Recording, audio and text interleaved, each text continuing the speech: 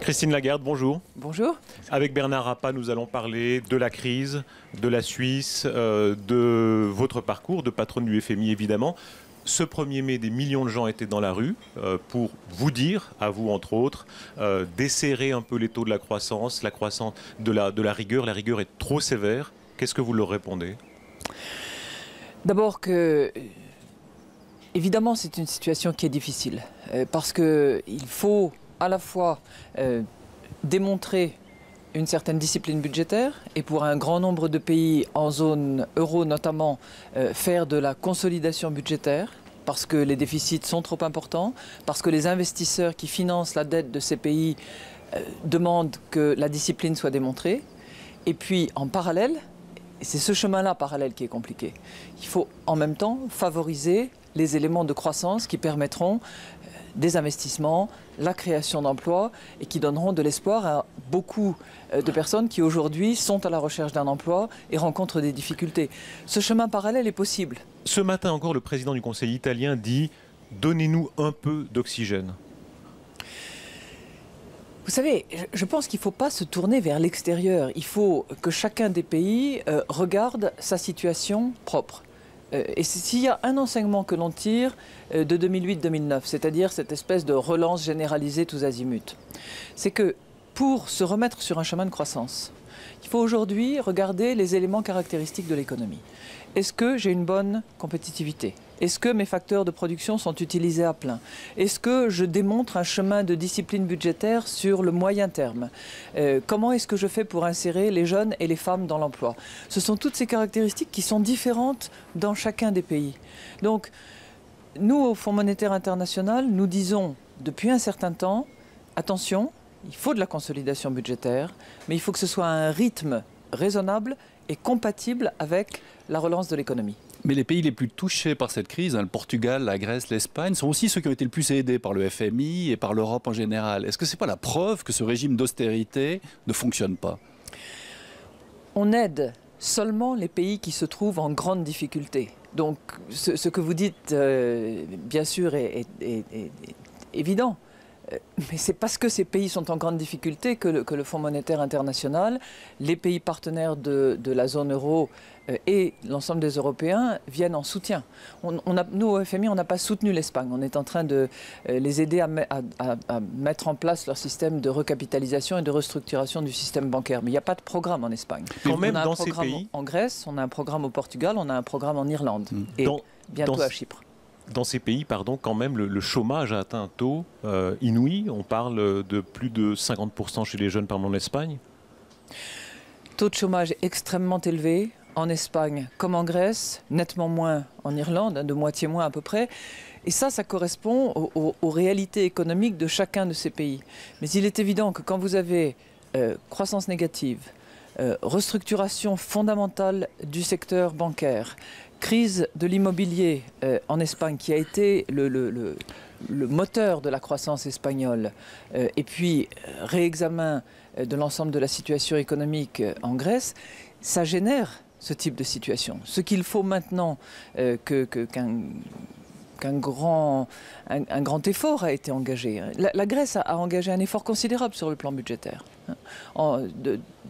Il y a eu une réduction de l'ordre de 15% du déficit après ajustement cyclique. C'est énorme. Il faut maintenant que ce pays démontre qu'il est engagé sur une restructuration de moyen terme, qu'il est prêt à faire des mesures de restructuration, qu'il est prêt à décloisonner toute une série de secteurs de son économie qui étaient très très protégés et qui permettaient véritablement une économie de rente pour certains au détriment des autres pour pouvoir repartir. Mais sur l'austérité toujours, est-ce qu'on peut continuer à faire de l'austérité alors que visiblement les peuples européens n'y croient plus, 20 millions de chômeurs, 2 ans d'austérité ou plus dans certains pays. Est-ce qu'on peut continuer ce message alors que les peuples n'y croient plus? Quelle est l'alternative? Est-ce que l'alternative, c'est de réemprunter sur des marchés financiers où les investisseurs ne sont pas prêts à prêter? Est-ce que c'est de refaire du déficit alors qu'un combat a été mené pour le réduire? Non. Plan de relance. Mais vous relancez avec quoi? Avec plus de dettes. Donc ce qu'il faut, c'est arriver à faire cette équation très fine où vous donnez la certitude aux investisseurs que oui, vous êtes sérieux et oui, vous souhaitez mettre en place une discipline budgétaire qui réduise les déficits, qui renverse la trajectoire de la dette. Mais vous le faites à un rythme qui permette aux facteurs de croissance de se développer, qui permette aux investisseurs de réinvestir et surtout qui décloisonne le système bancaire qui aujourd'hui, bien que largement abreuvé de liquidités par la Banque centrale, ne prête pas de manière significative. Donc, Madame, il y a toute une série d'efforts à engager. Effacer de la dette, est-ce que c'est possible? Déjà en Grèce, c'est ce qui s'est un peu passé. Est-ce que c'est un tabou, effacer la dette de certains États en grande difficulté? Ce qui a été mis en place en Grèce est un cas extrêmement particulier. Et j'espère qu'on évitera ce chemin-là, qui a consisté en réalité à écrêter la dette privée, à la remplacer par de la dette publique, et ensuite à avoir une structure de dette souveraine qui est complètement différente des dettes souveraines, enfin des financements de dette souveraine classiques. Donc il faut bien entendu éviter cette évolution. Est-ce que le message du FMI aujourd'hui est le même qu'il y a 2 ans, c'est-à-dire austérité, restructuration de la dette, ou est-ce qu'il faut quand même voir un signe, disons, d'assouplissement de votre part?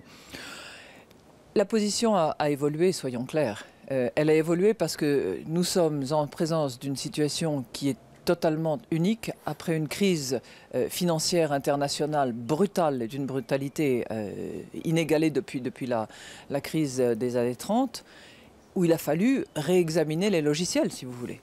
Et c'est ce qui nous a amené à indiquer que la consolidation budgétaire, la discipline budgétaire devait être adaptée à la situation de chacun des pays. Donc ralentir le rythme. Devait être... Alors, je n'ai pas dit ralentir, justement, j'évite de donner une espèce de norme prescriptive qui s'appliquerait à tous. Pour certains pays, il ne s'agit pas de ralentir le rythme, il s'agit de tenir le rythme.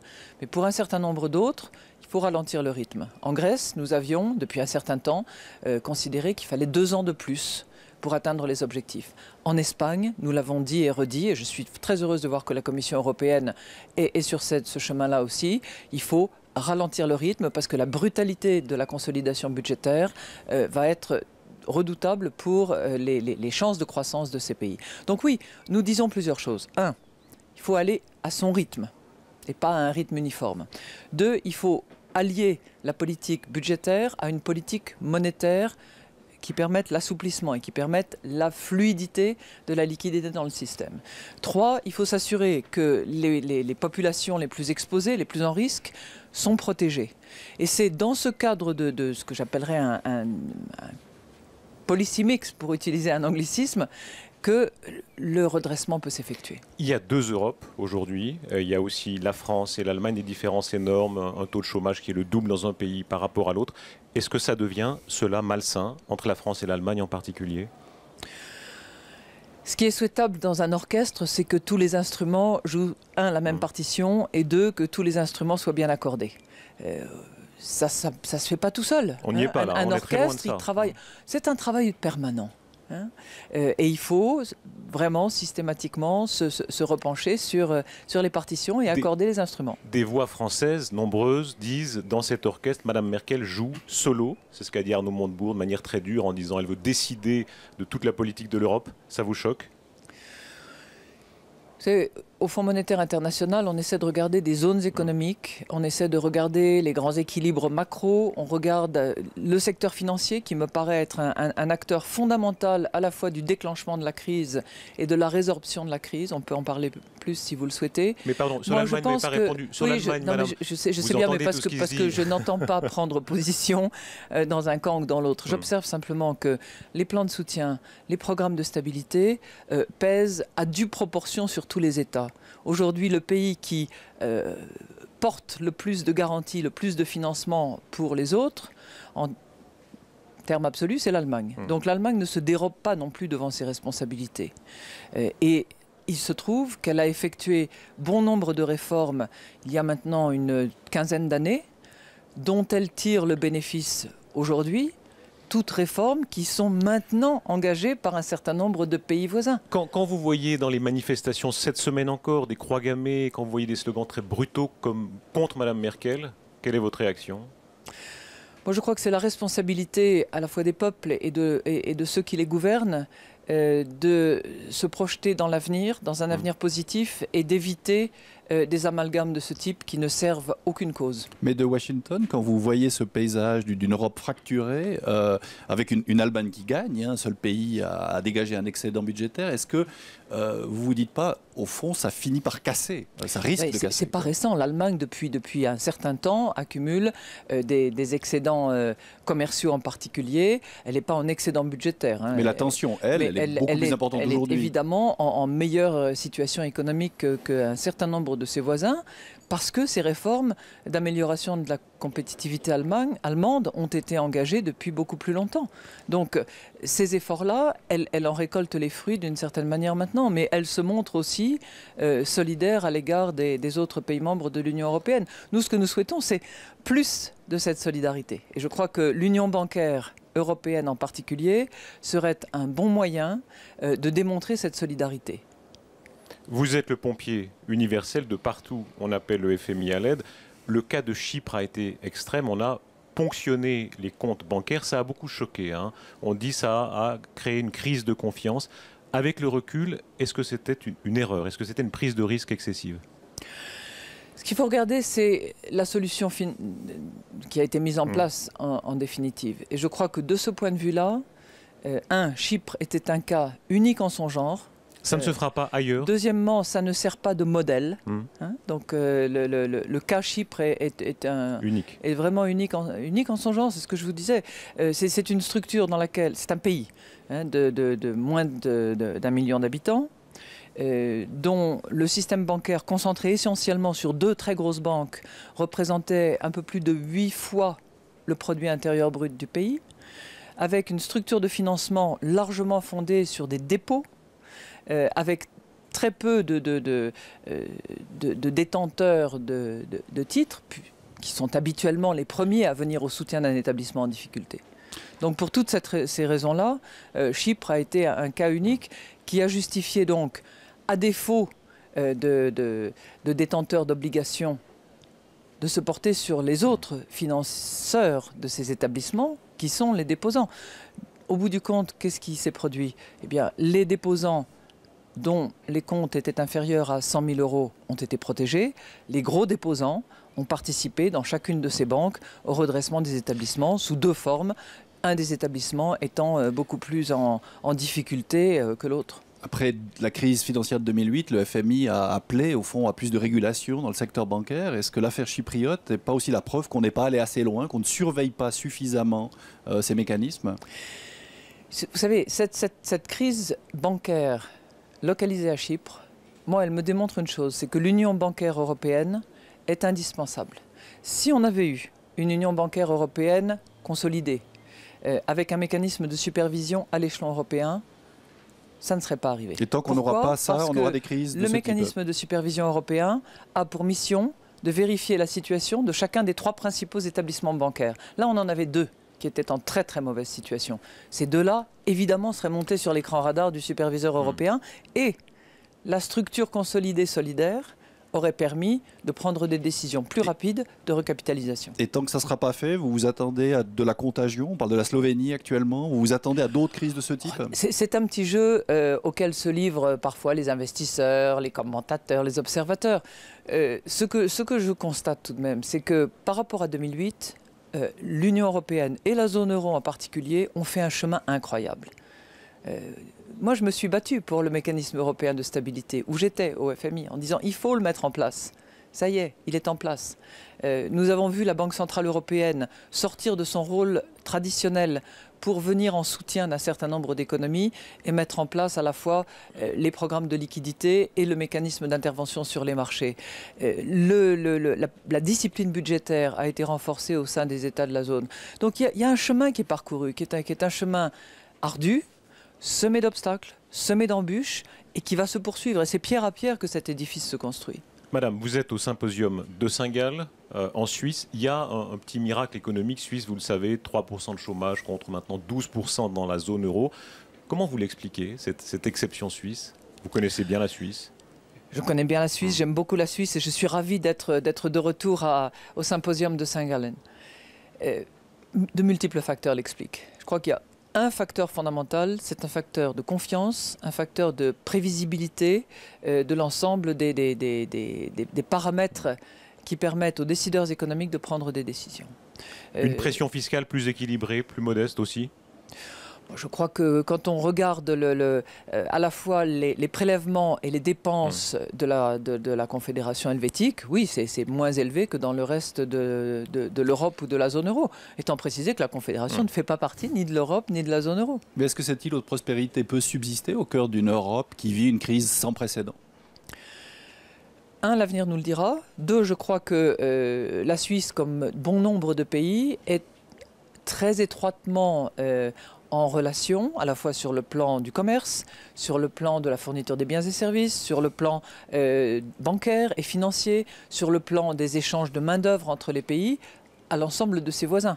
Quand on est un producteur de magnifiques instruments de précision, de produits agroalimentaires de grande qualité et toute une série d'autres productions propres à la Suisse, il faut avoir de bons clients et des clients qui payent. Or, à ma connaissance, une partie du commerce international suisse est en relation avec ses voisins. Donc, il y a une connexion forte entre les pays. S'il y a une chose qu'on a apprise de la crise et de ses succès d'année, c'est qu'on est tous étroitement liés les uns aux autres. Et cette Europe qui ralentit, c'est une source d'inquiétude. L'Asie, les pays émergents décollent, les États-Unis reprennent des couleurs, l'Europe non. Vous sentez une dynamique là qui ressemble à un cercle vicieux inquiétant ou disons, si on devait résumer en quelques phrases? Si je devais résumer en quelques phrases, je vous dirais qu'on est en présence d'une situation de reprise économique à 3 vitesses. On a des pays émergents et en développement qui sont repartis, qui tirent la croissance mondiale actuellement. On a quelques pays qui ont commencé le redémarrage et qui ont des facteurs stabilisants. Je parle là des États-Unis, mais aussi de la Suisse, de la Suède par exemple. Et puis on a la zone euro et à un moindre degré le Japon qui sont en arrière de la main et qui peinent à trouver un chemin de croissance. Forbes vous classe parmi les quelques femmes les plus puissantes du monde. Vous êtes sous une pression hors norme depuis la crise surtout. Comment est-ce qu'on se lève le matin? Là, nous sommes à Saint-Gall, il est à peu près 10 h du matin. Comment est-ce qu'on débute sa journée quand on est patronne du FMI, qu'on doit suivre les bourses du monde entier, l'état des marchés? Comment ça se passe? Ça se passe avec un certain nombre d'instruments électroniques dont je tairai les marques et les noms parce qu'ils sont trop connus. Ça commence par regarder ce qui se passe sur l'ensemble des places. J'ai la chance de me reposer sur des équipes qui sont positionnées un peu partout dans le monde. Vous levez, la première chose que vous faites, vous regardez quoi? Ben, je regarde, oui, c'est ça, vous avez le geste. Je regarde les comptes rendus des analyses de mon bureau asiatique si je me trouve à Washington. Un petit peu plus tard, des bureaux qui sont basés en Europe. Et ma journée se passe comme ça, elle est rythmée par ces évolutions-là. La grande difficulté dans tout ça, c'est de ne pas être rivé sur les indices boursiers du jour, sur les spreads ou sur la valeur des CDS de tel ou tel pays au jour le jour. Il faut en même temps se dégager de cette actualité que je dois suivre en permanence pour voir un peu les grandes lignes et les rééquilibrages et la manière dont la situation évolue. Vous avez dit, je crois, une fois que plus de femmes dans le monde financier permettrait au fond d'avoir un autre regard sur cette immédiateté précisément. Est-ce que vous pouvez nous développer ce point? Pas seulement dans le monde financier. Je crois que les femmes doivent jouer un rôle important dans tous les secteurs de la vie. La vie familiale, la vie sociétale, la vie économique. Et j'ai fait cette observation particulière sur le monde financier parce que si vous regardez les conseils d'administration, les tables rondes, les cercles divers et variés en matière financière, on y trouve très peu de femmes. Allez voir une salle de marché, vous y rencontrerez peu de femmes. Et plus de femmes, ça serait plus de stabilité dans le monde financier? On apporte un regard différent, on apporte un équilibre pardon, physiologique différent, un rapport au risque différent, une vitesse de rotation des portefeuilles, c'est observé maintenant, et ce n'est pas moi qui l'invente, différente. Et je crois que cet équilibre est nécessaire pour éviter ce que j'ai appelé des excès de testostérone ici ou là. Vous êtes parfaite bilingue, anglais-français. Vous savez ce qu'on dit. La langue que vous maîtrisez le mieux, vous savez ce qu'on dit? C'est la langue de bois, évidemment. Est-ce que... Oh, c'est pas gentil ça, parce que alors là, je vous ai parlé de manière très très franche et sans langue de bois. C'est d'une certaine manière gentil, parce que ça montre le poids de tout ce que vous dites. La moindre phrase a un poids économique extrême. Vous avez une fois parlé un peu durement des Grecs qui devaient payer leurs impôts, ça a fait une tempête. On apprend à se contrôler à chaque seconde? Pas toujours, parce que ça perdrait sans doute un peu de son charme, mais la portée de l'observation, la portée d'une remarque, même parfois à caractère personnel, est plus importante en fonction de l'endroit où vous êtes positionné. Et c'est vrai qu'en qualité de directrice générale du FMI, ma voix dans le domaine économique et financier, alimentée par une équipe de chercheurs extraordinaires et d'économistes de renom, elle porte et elle a des conséquences. Vous êtes patronne du FMI jusqu'en juillet 2016, c'est bien ça? Alors le calendrier, vous le connaissez comme tout le monde, il y aura des élections présidentielles en France en 2017. Vous savez que certains pensent à vous, évidemment. Je pense qu'ils perdent beaucoup leur temps parce qu'il y en a d'autres qui pensent à renouveler mon mandat. Et puis j'ai une famille avec des petits-enfants qui se disent qu'une grand-mère un peu plus présente, ça serait très bien. Voilà, donc j'ai des tas de préoccupations autres. Est-ce qu'il vous arrive de vous dire, au fond, que le FMI et ses centaines, voire ses milliers d'économistes pourraient, au fond, donner une inflexion plus importante, hein? On parle de quoi, de 300 millions de chômeurs à l'échelle des pays globaux, c'est la population de l'Amérique du Nord. Donc, il y a là une capacité, au fond, de changer les politiques. Est-ce qu'il vous arrive, au fond, de vous dire, peut-être que nous commettons des erreurs tragiques? Mais on se pose cette question-là tous les jours. Tous les jours. Et on est amené à réexaminer nos modèles et à nous questionner en permanence. Vous savez que récemment, au mois d'octobre, on a en particulier indiqué que sur les conséquences directes sur la croissance de tel ou tel plan de restructuration et de consolidation budgétaire, on avait un multiplicateur qui était probablement supérieur à ce que nous avions, et ce que tout le monde d'ailleurs avait considéré. Et je crois que ça a déclenché beaucoup de critiques. Mais je crois que l'honneur d'une maison comme le FMI, c'est précisément sans arrêt de remettre le métier sur l'ouvrage et sans arrêt de se demander si on a eu raison ou si on a eu tort. Vous êtes une patronne du FMI très respectée, mais vous le savez, il y a l'affaire Tapie en France. Si vous êtes mise en examen, je crois que c'est à la fin mai que ça peut arriver, est-ce que vous pourrez rester à la tête du FMI? D'abord, à chaque jour suffit sa peine. Hein, et quoi qu'il arrive, je reste et je resterai concentrée sur les exigences de mon métier. Mon métier, c'est d'être aujourd'hui directrice générale du FMI. Et je continuerai à faire ce métier avec le même enthousiasme et la même passion, quoi qu'il arrive. Si des investigations nécessaires étaient décidées, je continuerai à faire mon métier avec la même énergie. Mais dans cette affaire Tapie, est-ce qu'il y a une ligne rouge que vous vous êtes fixée? Vous vous êtes dit, à partir de là, je ne pourrai plus être à la tête du FMI? Au FMI, on ne fait pas de spéculation, donc je n'en fais pas non plus. Une dernière question personnelle. Vous citez souvent votre père dans les interviews. Vous dites des très belles choses sur ce qui vous a appris du devoir. Et effectivement, vous donnez l'impression d'être une femme de devoir. Mon père disait toujours rien n'est dû, rien n'est acquis. Il avait cette phrase terrible avec nous, parce qu'on était un peu turbulents tous en famille. Et comme un enfant, on dit mais j'ai bien le droit de faire ça. Mon père nous disait toujours tu n'as aucun droit, tu n'as que des devoirs. Donc c'est vrai que c'est une figure qui a structuré ma vie, même si elle est restée peu de temps dans ma vie. La bataille, c'est chaque jour. Bien sûr. Merci, Christine Lagarde. Merci. Merci.